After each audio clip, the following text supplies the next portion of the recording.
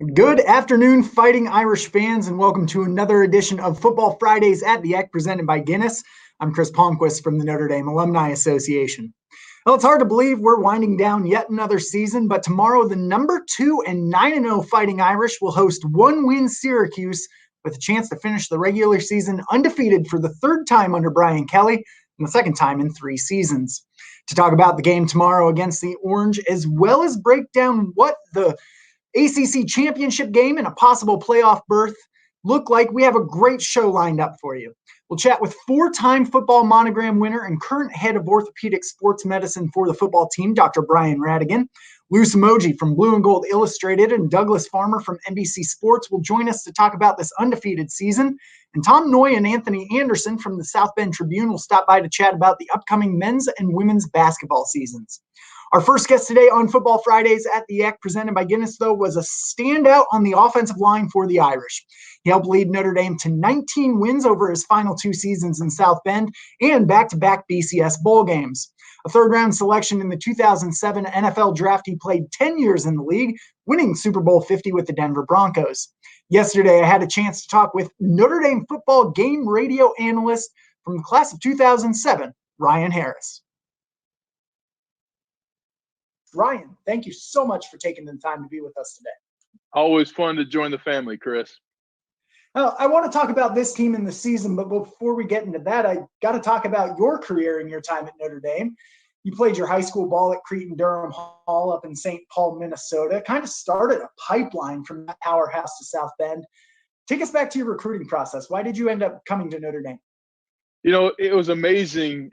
I came for an unofficial visit, and Notre Dame was playing Michigan, and they beat Michigan, and everybody's rushing the field.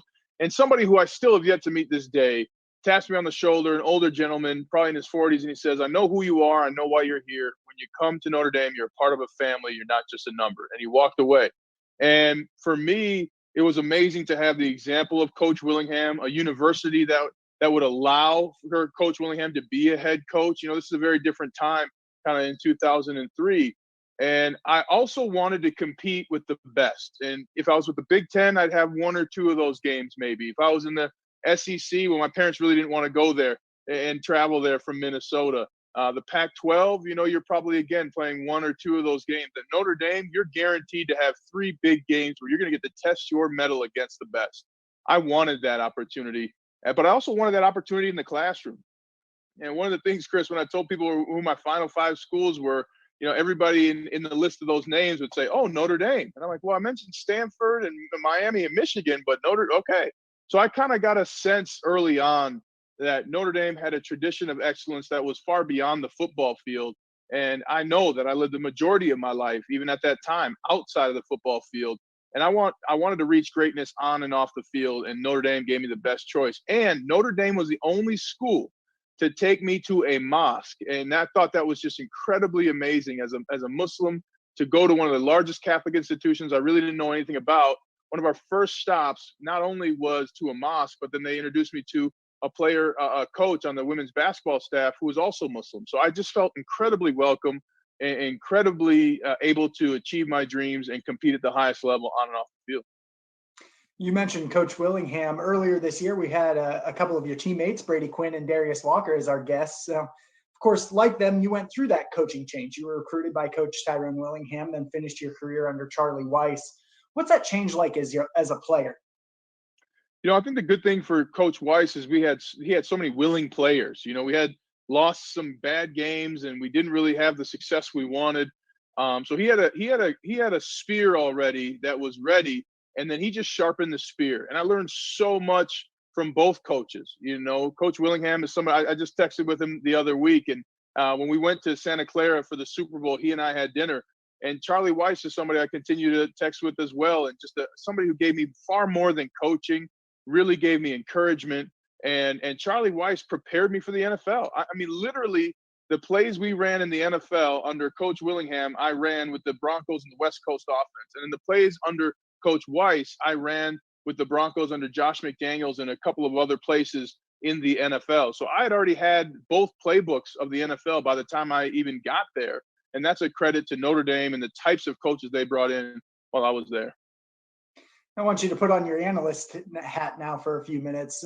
Throughout your career, you played in front of some more traditional pocket passers, especially in the league with guys like Peyton Manning and Jay Cutler. That's not Ian Book. As an offensive lineman, how does a quarterback like Ian Book impact your play? Well, you get used to where the quarterback is going to set up, and especially on plays that you run multiple times, even on a boot, where does your quarterback like to throw the football? And you learn those things as a lineman. And the benefit for Ian Book is he has one of the best offensive lines in the history of Notre Dame. And that's saying a lot, right? This is O-line U, tight end U, defensive back U. This is a school that produces talent at a high level in the NFL. But one of the things I love about Ian Book is it's not that he's a scrambler, right? He sets up after moving in the pocket. And that's something that even Peyton Manning had to do in the NFL. You have to be able to maintain a play, even if there's pressure. You have to trust. One of the things I think nobody talks about enough with Ian Book, he trusts his players in front of him to pick up the blitz, whether that's the offensive line. Kyron Williams has been fantastic against the blitz, especially in the Clemson game. And so he trusts those players, and by him trusting them, they look at him as a leader. And then look what he's done for Ben Skoranek and others this season. I mean, Michael Mayers just was playing high school football this time last year, and you would never have thought that the way that Ian Book has brought on him and Tommy Tremble and others. You mentioned the offensive line, and I really want to talk about those guys because they deserve a lot of credit for how well this team has been playing. Last week, they had to replace two starters, Zeke Correll in at center for Jarrett Patterson, Josh Lugg in for Tommy Kramer. A couple of miscues early, but, with the experience that you have, how would you grade their performances last week against North Carolina? Well, anytime you win, it's a B or above. But I thought it was really an A. And listen, I think Josh Lugg, who's played a little bit already this year, I think he's the next great lineman at Notre Dame. And that's a testament to Coach Kelly and the recruiting he's done. He and I had a conversation about a year and a half ago. I said, what was the biggest thing you learned in losing to Alabama? He said, I learned we didn't have the depth to compete. And he's really attacked that depth. I mean, think about the fact that Jack Kaiser is a backup linebacker, arguably starting everywhere else in college football, right? And you lose Kyle Hamilton against North Carolina, and you don't allow a single point in the second half. That's the depth that you need to compete for a national championship, and that's what this team has under Coach Kelly. You also mentioned this offensive line, from your perspective, could be one of the best, if not the best, in Notre Dame history. And that's an interesting thing because they don't have a Quentin Nelson. They don't have a Mike McGlinchey. But working together, they seem to be better than the sum of all their parts. What makes them work, and what makes them special when you watch them play? Well, experience. Now over 150 starts on that offensive line. Liam Eichenberg is as tough as nails. Aaron Banks is one of the best guards, behind Quentin Nelson that I think we've seen in a long time. And Jarrett Patterson, until losing him, I mean, it's rare you see a center go in the first round. I really believe that's the kind of talent he has. And they've just been fantastic. You got Robert Hainsey as well, Tommy Kramer, unfortunately, having that injury. But these are guys who have gone through different blitzes, and that's what's different about the offensive line. It's not like receiver, where experience matters in terms of knowing you can make the catch. As an offensive lineman, you need to know how is Chris going to tell me there's a blitz? How is Ryan going to tell me that he's going to come and help me? When do I know I'm alone? When can I tell Chris that, hey, don't worry about it, I got this, go, go, go? And those little communications make a huge difference, and that's why we've seen such amazing games from this year's Irish. I don't want to look past Syracuse, but the fact is they are a one-win football team. They're really, really having a tough year. Notre Dame has locked up its place in the ACC championship game officially this week, more than likely against Clemson, who will more than likely have Trevor Lawrence back. What are your thoughts about that game after having a top row seat there to the first matchup here in South Bend? What I would do if I was the coach, make sure that Ian Book and the starters get used to, and that's something that happens in the NFL, right? In preseason games and sometimes even in games before the playoffs start when you have your position locked up. Still get your players out and practicing, going through warmups, starting a game, and really hitting some things that you want to work on. And then hopefully you can see some guys like Brendan Clark or Drew Pine, get some other players in there to continue that experience on that depth. Because the last thing you'd want to have happen is to have Kyron Williams or anybody, God forbid, get an injury. So come out, start fast, get the starters out of there, rest them up, let them, feel good about their work, and let them cheer on their other teammates. Again, we can kind of look past some things because we're not on the team right now. A few weeks ago, Nick Saban said something that kind of jumped out, and very off-brand for a guy like Nick Saban, that he wasn't sure if defenses could stop offenses in this era of college football. Notre Dame's defense is its strength, along with the offensive line, of course. They shut down this North Carolina attack. If you're looking at this team in a potential playoff run, how deep can they go? I mean, I'll just tell you the facts. Since the college football playoff top 4 has been announced, every year the team that was ranked number 2 in the initial poll won the national championship. So whether I believe anything or not, that's history, right? I'm telling you, though, I've never seen a more resilient team in college football than I've seen at Notre Dame. Not only with the constant pandemic happening, but you think about Ian Book throwing to 4 new receivers, 4 players that he didn't play with last year. And oh, by the way, they didn't get the practice time in the offseason they had. You have Kyron Williams, you have Sebo Flemister, you have Chris Tyree.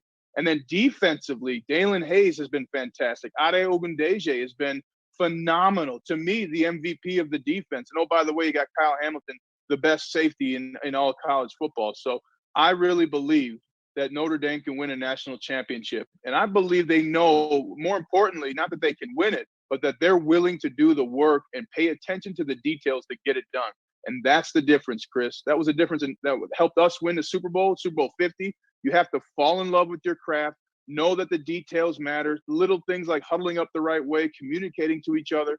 Notre Dame's shown that, and they beat Clemson with still DJ Uiagalelei had 400 yards passing, but they still beat them even with the turnover in the red zone and a penalty in the red zone to start the game. This is a resilient group who is very talented across the board, offense and defense, but no defense is better in college football than the Notre Dame Fighting Irish. And that, to me, is also going to be a big difference.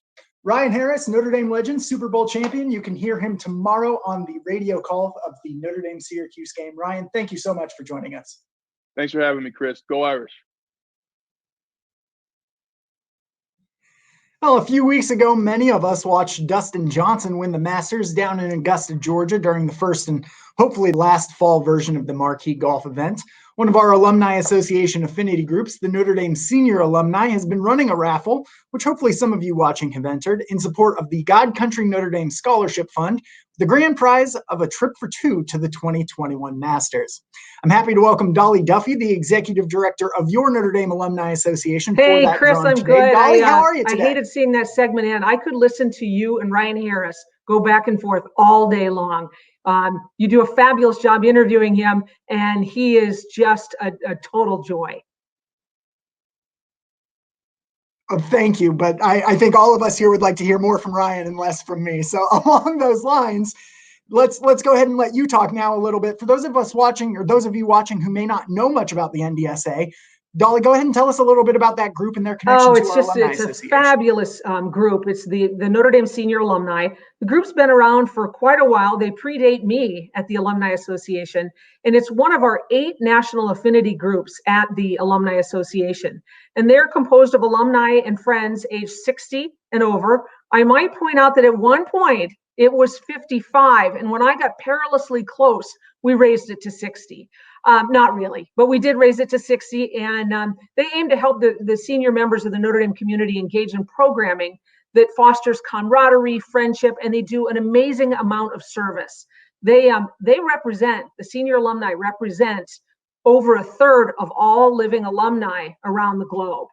And so I'm thrilled to introduce Gary Sobolewski, class of 74, who's the Senior Alumni Engagement Officer, and he's going to talk about this raffle and the God Country Notre Dame Scholarship. Thank you, Dolly. I appreciate it, and I have to echo your words, Chris. This is a great show. I can't wait to watch the rest of it. But the Masters raffle is actually part of a larger event that we have held for years, which is the Notre Dame Senior Alumni Annual Golf Tournament. We typically hold that at Warren Golf Course sometime in the fall. But, as you can imagine with the pandemic, we had to do something different. So we tried to go virtual this year. And it was easy to do that with the raffle.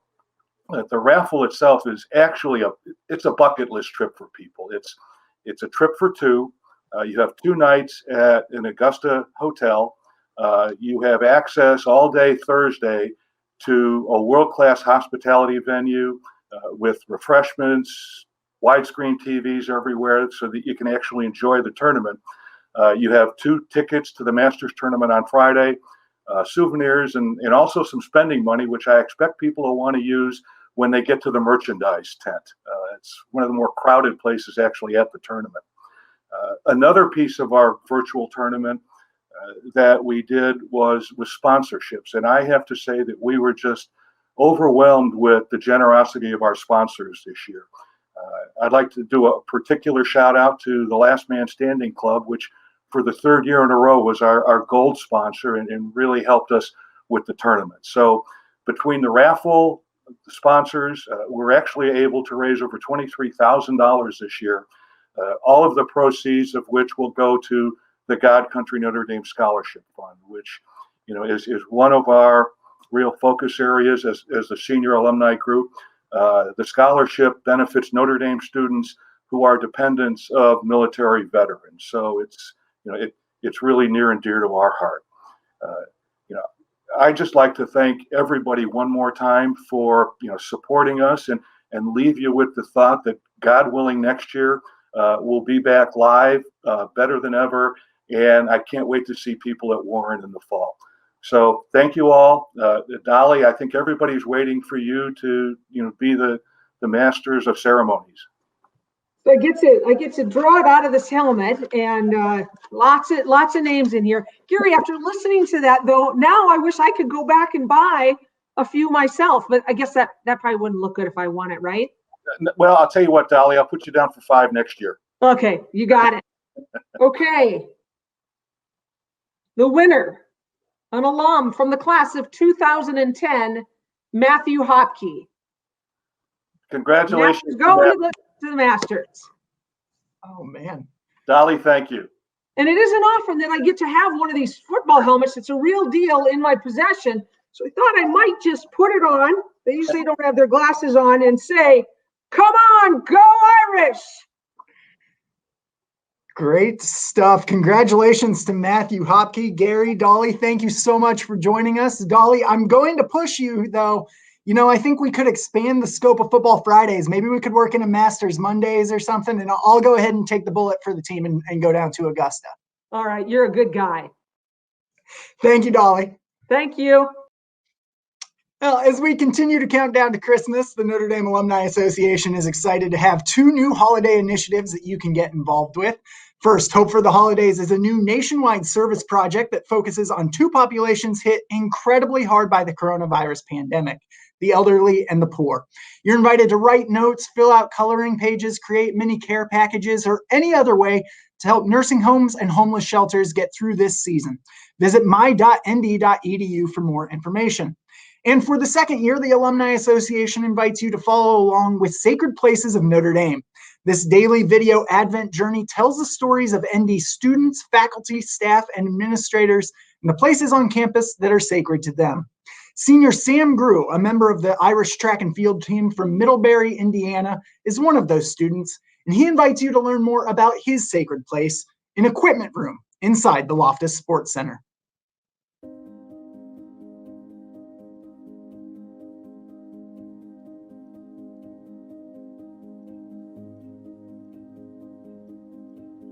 My name is Sam Grew.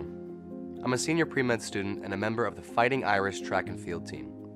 A sacred place for me on our campus is the Loftus Sports Center and, in particular, an equipment room within this building. This is a place that I go to access tools and support staff to repair my prosthetic leg during practices and competitions. When I was in middle school, I was diagnosed with osteosarcoma, a type of bone cancer, and my right leg was amputated above the knee.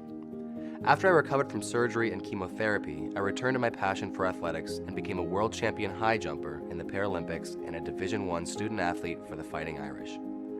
When I use the equipment room to repair my leg, I feel frustrated at first because other competitors don't have to deal with these problems.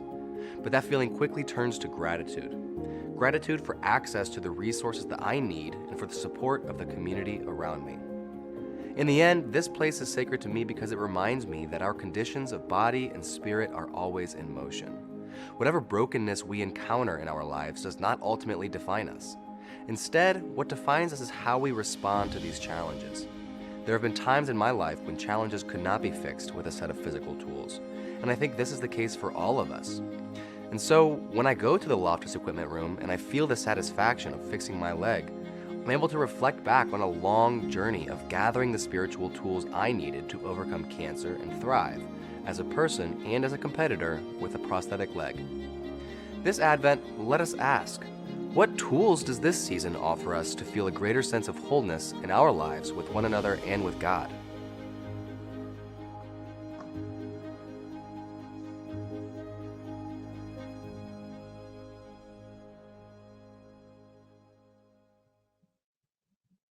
Well, Sam's story is one of 26 that the Alumni Association will be telling this Advent season. You can follow along with the daily reflections at sacredplaces.nd.edu, on the Alumni Association's social media channels, by signing up for the daily gospel reflection, or by texting Advent to 51555. Well, back to football now. Tomorrow's game against Syracuse is full of milestone opportunities for the Irish. With a win, Notre Dame would finish with at least 10 wins in a season for the third straight year and fourth time in the last 5. It would mark the third undefeated regular season under Coach Brian Kelly, joining 2012 and 2018.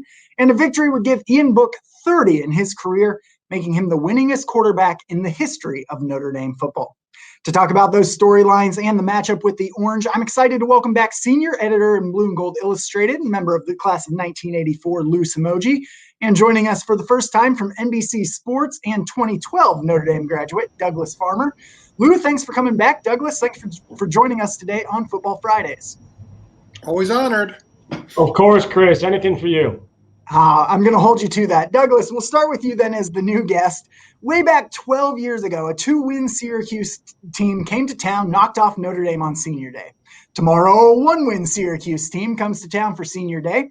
Now, the quality of this Irish team is much higher than that one in 2008, but what might Syracuse do to cause a few headaches for the Irish, maybe hang around more than people expect? Oh, it's tough to come up with many, because while not only is Notre Dame better than it was in 2008, Syracuse might be worse than it was in 2008. They do have a receiver on the outside that Brian Kelly spent a portion of the week praising, Taj Harris. Even if you devote your entire secondary to him, he's going to get a few big plays. That might be the only genuine threat I see coming from the Orange tomorrow. Lou, as mentioned, tomorrow is Senior Day, and the class of 2021 will be a special one in Notre Dame history. With a win, they'll rack up a 25-1 mark at home at Notre Dame Stadium. They'll improve to 43-6 in their careers. How would you sum up this class that came in after the program resetting 4-8 season in 2016? Well, it's one of the best ones in Notre Dame history, just from a one-loss perspective, especially since 1950 or after that Leahy dynasty in the 40s. Because when we think about some of the glory years in Notre Dame history, one of the ones we think about is under Lou Holtz from 1988 through 91. The record there was 43-7. With those guys there, and that was a 23-game winning streak. Now the schedules were also much tougher back then, but when you're talking about the consistent excellence that this team has been able to display over those 4 years, including that tomorrow would be the 24th straight victory at home, which is the second longest in the 90-year history of the stadium.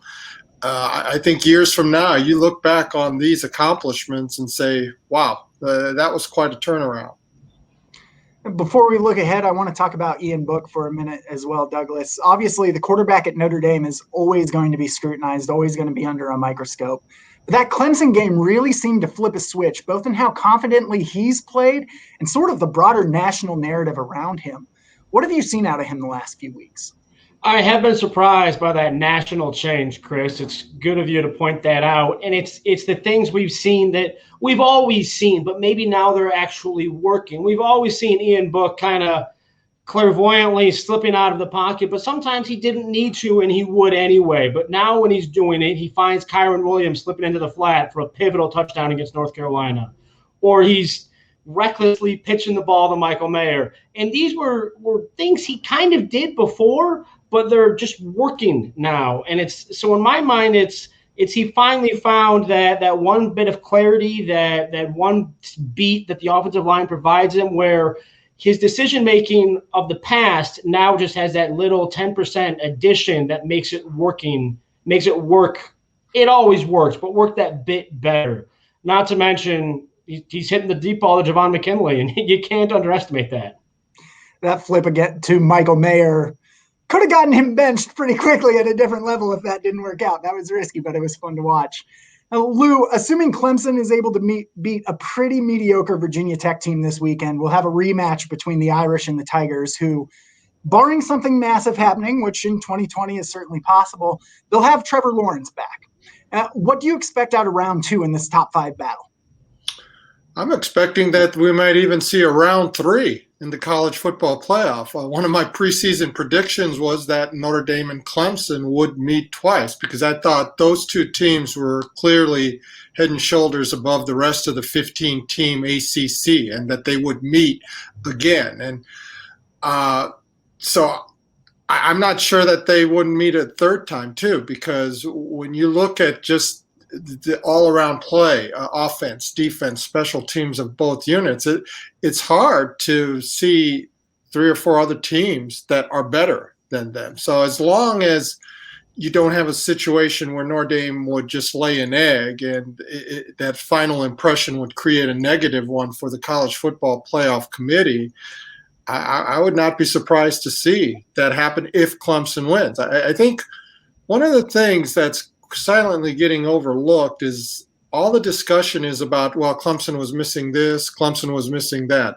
All the pressure was on Notre Dame on November 7th, because it was like, if you guys don't win this one now, maybe you never will. All the pressure this time is going to be on Clemson, because it's like, okay, you've been writing a lot of checks here, but Notre Dame's been hearing that. And I think they're going to react very well in that championship game as well. If you guys, anyone watching has a question for Douglas or Lou, be sure to enter them now in the chat. We'll get to those in just a couple minutes. And that's a perfect segue, Douglas. Earlier this week, you wrote a piece saying that in your eyes, the Irish are in the playoff. And I think everyone's kind of in agreement with that, barring some sort of 6-touchdown collapse in the ACC championship game. But over the past decade, the narrative has been Notre Dame still cannot win the big one. Clemson game earlier this year, notwithstanding. They lost the BCS National Championship by 28 back in 2012. They lost the college football playoff semifinal by 27 a couple of years ago. Why is this team different than those two? Well, Chris, it's not just the last 10 years there's that narrative. I think Lou just slipped in a prediction that Notre Dame will lose the ACC championship, but then win a playoff semifinal. So he has them losing the big one and then winning another one real quick afterward, which frankly, that'd be par for the course in 2020, a bit of a roller coaster ride. That's been the narrative. But when you beat Clemson like Notre Dame did in a game where Lou makes a great point, all the pressure was on Notre Dame. You go into that overtime, all the pressure was still on Notre Dame, double overtime. Clemson had nothing to lose at that point, aside from literally the game. Notre Dame, the whole season could have gone out the window if Avery Davis doesn't catch that touchdown in the end zone. And that's where they get that, and now you have that momentum, and you've changed that narrative. Notre Dame is every metric, every eye test, one of the 3 best teams in the country, one of the 4 best teams in the country.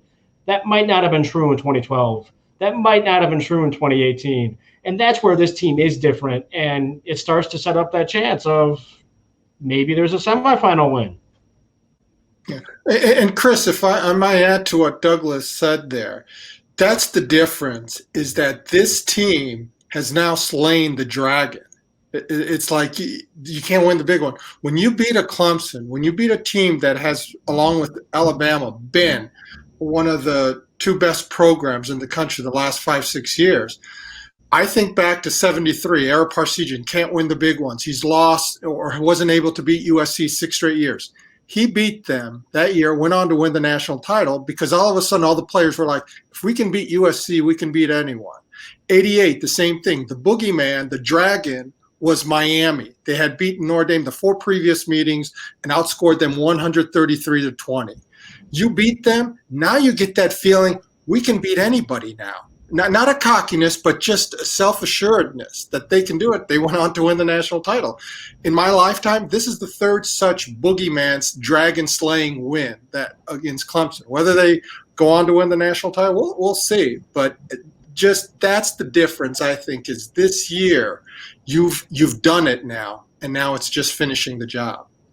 Can't win the big one until you do win the big one, of course. Yeah. Now, Lou, along those lines, you did cover Notre Dame's last national championship back in 1988. I'm not asking you to compare those two teams because the style of play college football has changed so much over the last 30 plus years. But what is it about this team that makes you think that they could end that drought? They have that potential. Well, kind of just what I alluded to is now that you have that dragon slaying win, that trophy on the wall, that, okay, we beat one of the premier programs, that's just going to lend assuredness that, okay, we can continue to do this. That there is just a confidence. It's not like a feeling like, okay, we've arrived. It's like, let's finish the job, because they were knocking on the door the previous year in 1987 as well. They had beaten Alabama, which was ranked number 10. They had won at Michigan with Bo Schembechler. They had beaten USC, which went to the Rose Bowl that year. They beat Michigan State, which won the Rose Bowl that year. But yet they couldn't get past Miami or Penn State or some other teams. They still had 4 losses. Once you started winning a little bit more, I think going into this year's Clemson game, it was no longer a case of we think we might be able to do it. I think they went in saying we can't do this. And when they did, it was a validation that everything has been paying off, and now let's continue it. Let's not waste it. I think mentally it's come such a long way. We got a question in from the audience. Doug, I'll go ahead and let you take first crack at it here. The Irish 30-plus point favorites tomorrow. Assuming we're probably going to see Brendan Clark in the game under center. He hasn't played about 18 to 20 snaps this year. What are you hoping to see if he does get into the game?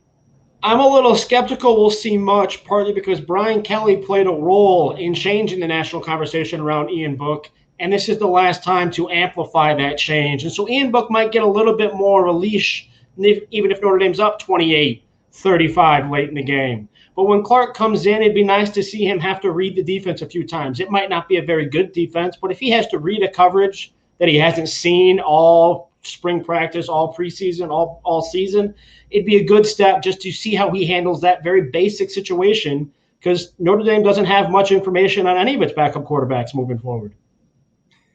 Lou, anything to add on Brendan Clark and what you might want to see out of the backups tomorrow? Yeah, it's not really in Brian Kelly's DNA to pour it on in these situations. How many times have we seen this year where Notre Dame could have added another late touchdown in a game and they take a knee?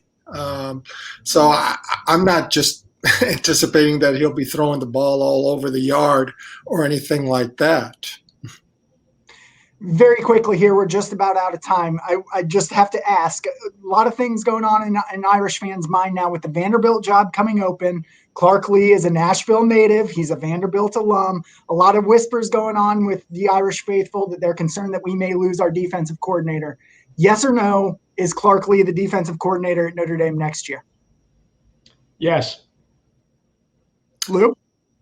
I'm going to say yes, and maybe with the understanding that with Neil Ivey succeeding Muffet McGraw, if this program continues to shine, there might be bigger things ahead for Clark Lee.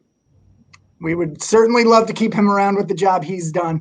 Lou Douglas, thank you so much for joining us. You can check out Lou's work at blueandgold.com, read Douglas's work at irish.nbcsports.com. Again, guys, thank you so much for being here today. Thanks, Chris. Well, earlier this week, I had a chance to catch up with a 4-time monogram winner for the Notre Dame football team and current head of orthopedic sports medicine for Irish football and baseball, Brian Ratigan. That interview coming up right after this quick word from our partners at Guinness. Guinness and Notre Dame. It's a partnership 200 years in the making. But it's not just because we're Irish. It's bigger than that. We're champions because we play like underdogs. We will surprise you. You think our beer looks heavy? But take a sip, and it's light and smooth. Who pioneered the forward pass? The Fighting Irish. Who created nitro beer? The Brewing Irish. Here's to a future with the wind at our backs. The Irish are coming, and everyone's invited. Our next guest on Football Fridays at the Eck, presented by Guinness, is a former linebacker for the Fighting Irish and the Indianapolis Colts. Currently, he works as a surgeon at South Bend Orthopedics and serves as the head of orthopedic sports medicine for Fighting Irish football and baseball. From the class of 1993, Dr. Brian Ratigan. Brian, thanks so much for taking the time out of your busy schedule to be with us today. Happy to be here, Chris. Thanks for having me. Now, Brian, I want to start back in your high school days. Like you, I also grew up in Southwest Iowa. Of course, I wasn't a highly sought after recruit, but I know that not only are the Hawkeyes and the Iowa State Cyclones big in your hometown of Council Bluffs, it's a huge hotspot of Nebraska Cornhusker fans as well. What was your recruiting process like? How did you get away from Lincoln and end up at Notre Dame?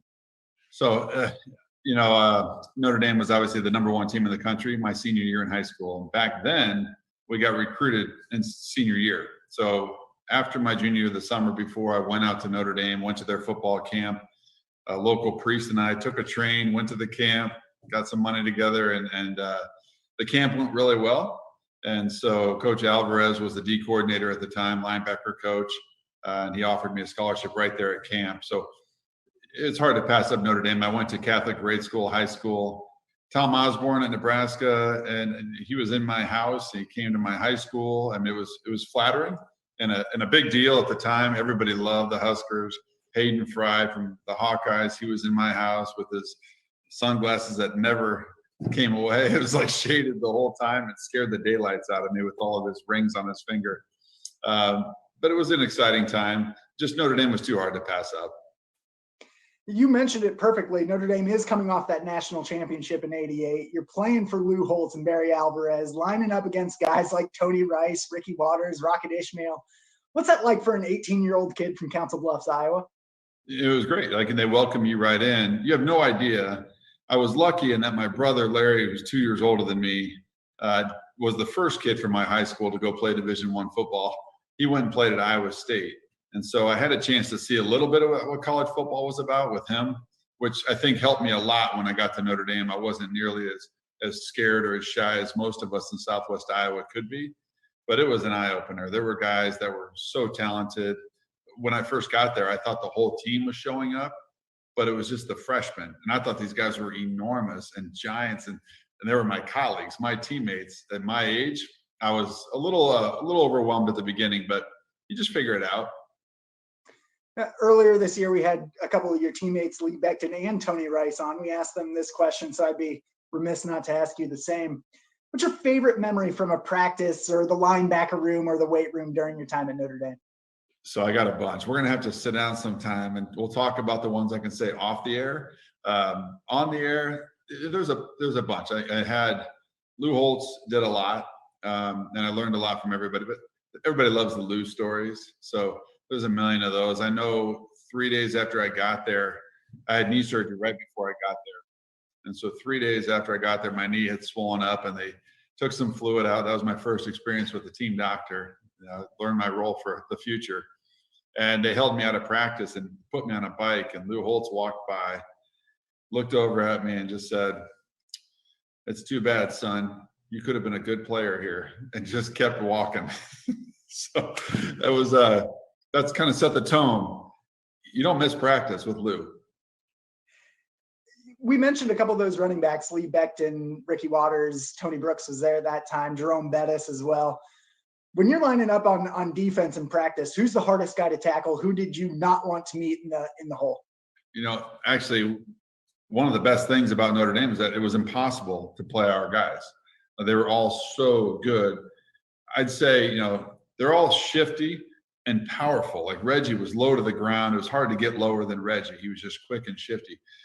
Ricky Waters he had a great combination of size and speed and explosive. Rocket, you needed to take an angle toward the end zone as soon as the snap went off if you had any chance of catching him. It was just unbelievable speed. But I think Bettis, for me, was probably the hardest. He had this uncanny ability to stay balanced. And one of the hardest hits I ever took was when I had an interception in a scrimmage and he tackled me. I was like, okay, this guy could be a linebacker too. So thankfully for me, he played running back or I would have been out of a job. Of course, getting tackled by a Hall of Famer is pretty cool as well. It didn't feel cool. Shifting away from your playing career, tell us about your decision to end up leaving football and go down the path of orthopedics. So when I went to Notre Dame, I wanted to be a doc. And I thought that was kind of where I wanted to be. fell in love with some of the business courses while I was there. I met guys like Frank Eck, who were great leaders and role models, and really enjoyed the business path that I took.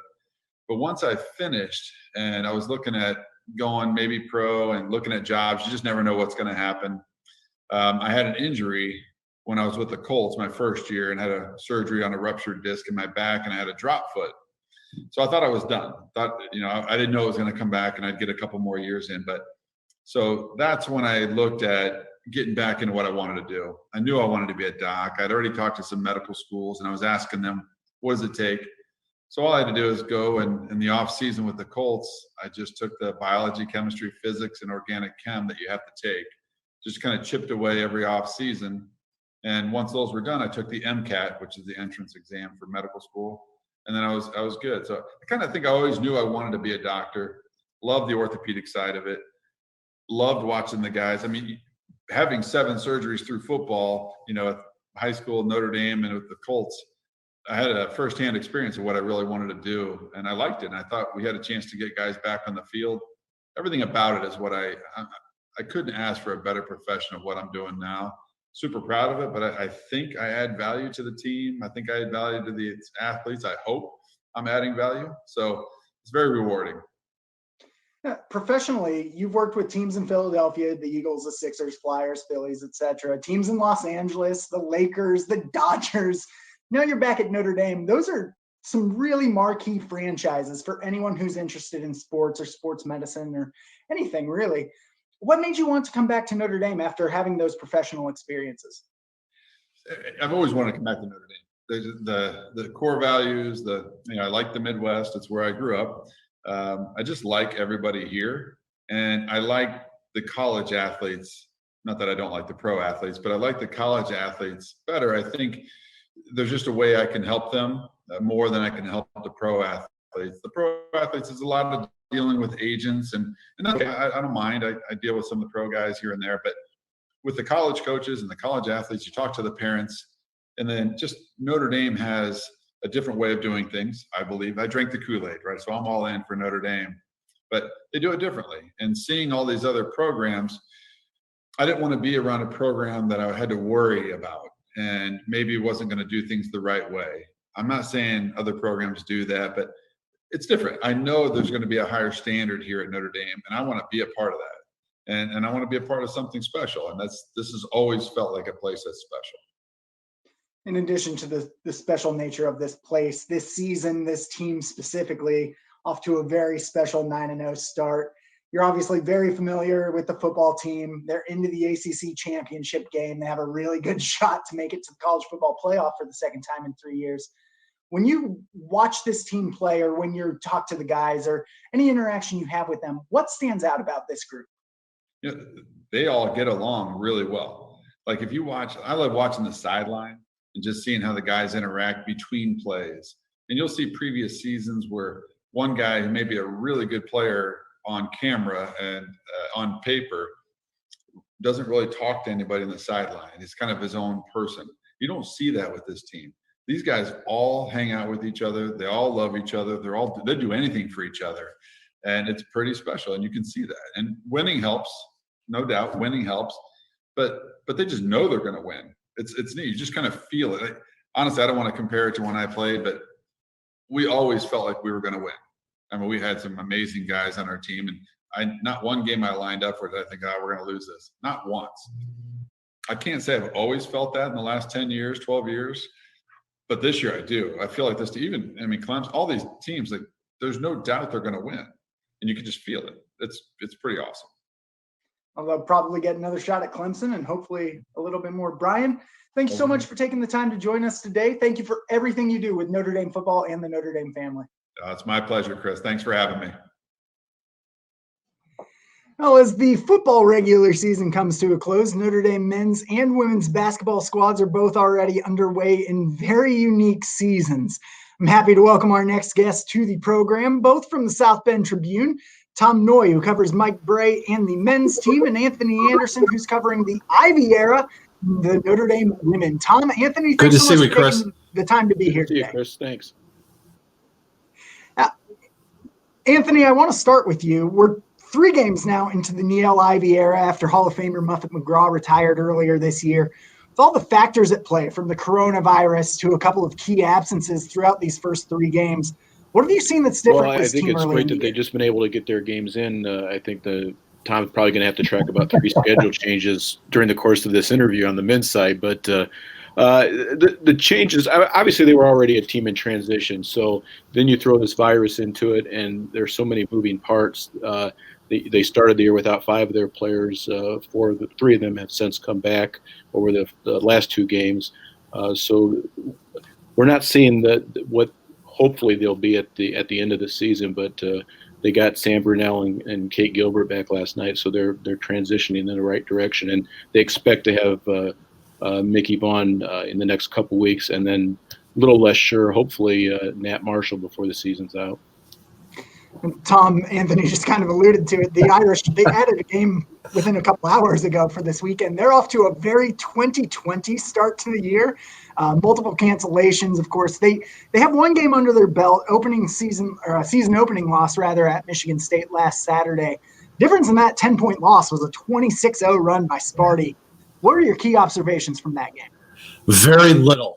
I mean, it's so hard to see what this team is going to be about. You'd hoped, because they were a more experienced group, they're a veteran group with that junior class and a couple of fifth-year guys, that they would have been better the other night against Michigan State, giving up the 26-0 run, falling into a 28-point hole. So it's like you kind of look at that game and say, all right, that's a game against a number 8 team in the country. They're going to be a very good – Michigan State's going to be very good. Let's see what they can do coming off of that, what they've learned.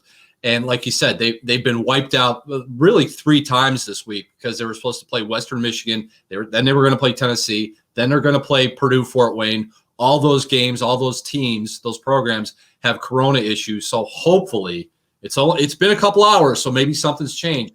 But hopefully they can get back and play Sunday night against Detroit Mercy at home, because they really need a game. They don't play Detroit Mercy. Their opening run is going to be Michigan State, Ohio State, Kentucky, Duke, Syracuse, Purdue. Like, you really need a game against a team like Detroit Mercy to feel good about themselves right now. It's a schedule that's difficult for Villanova, Virginia, a real blue blood of the sport, let alone a team in transition like this Fighting Irish team is. Anthony, last year, you kind of talked about a little bit ago that it was a struggle, obviously, after graduating 5 outstanding players from the season before. They faced some key injuries. The team really, really struggled on the glass. They were one of the worst teams in the country rebounding. You mentioned some of the key players, but kind of refresh us on some of the players that you've seen step up earlier that you expect to step up in order for this team to get back to the upper echelon of the ACC, the team that we've seen over the past decade plus. Well, first off, Gilbert and Brunell were not the Gilbert and Brunelli that you'll see later on. The rust was very apparent. Maddie Westbeld has come in, the freshman from Kettering, Ohio, and she's been sensational right from the get-go. She's struggled with fouls a little bit, but when she's in the game, there's nothing that makes her flinch. She's going to be a superb player for them.